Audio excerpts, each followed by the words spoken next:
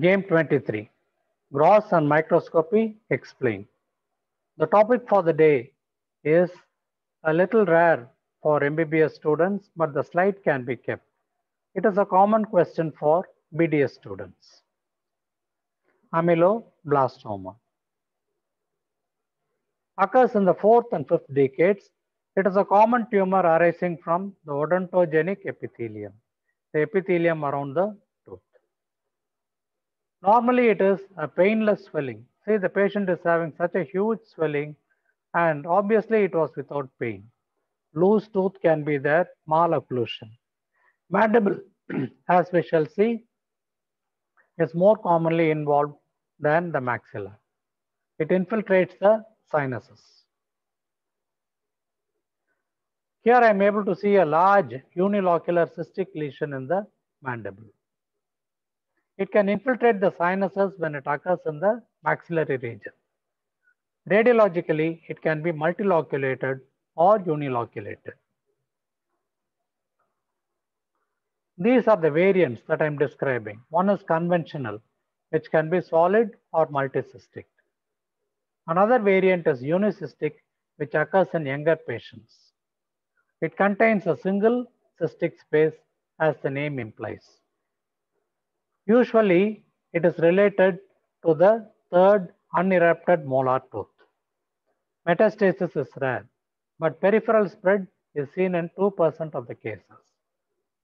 My professor used to say that when you cut open this tumor, there will be a machine oil-like material that oozes out.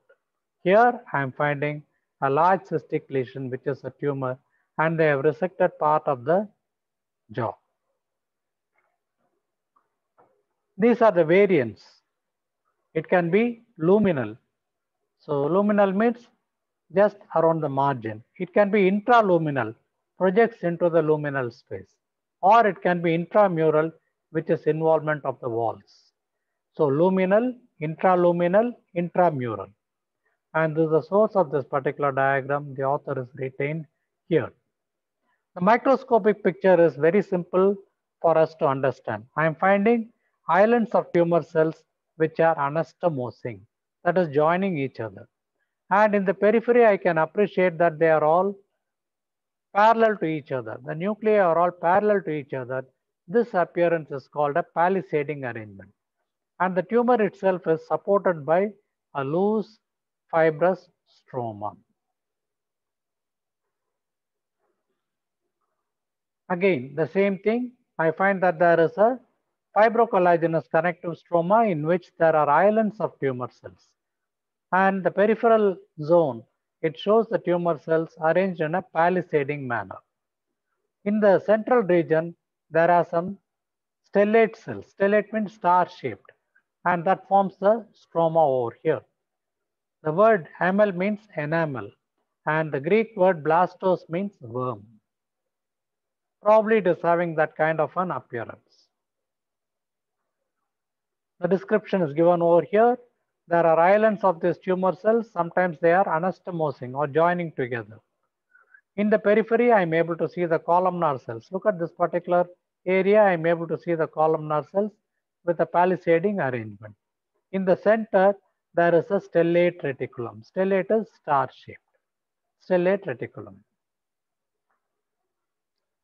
This is more plexiform. Plexiform means folding and undulating, and it is all joining together. I am seeing multiple ribbons of these tumor cells. And again, there is a peripheral nucleus. This is called as reverse polarity. I am able to see the vacuolation of the cells above. Normally, you find it will be the other way around, whereas when this is the basement membrane, I find the vacuolation and then the nucleus. This is called as reverse polarity. The ameloblastoma or the adamantinoma of the jaw can be identical with certain other tumors. One is a craniopharyngioma found in the pituitary. Another one is adamantinoma of the tibia. Unconnected, but please mention these for differential diagnosis. Beautiful diagram. Just remember there can be areas of degeneration. The stellate reticulum is very well appreciated. The peripheral palisading of the nuclei. and the supporting stroma. Same thing is seen over here. See you in game 24.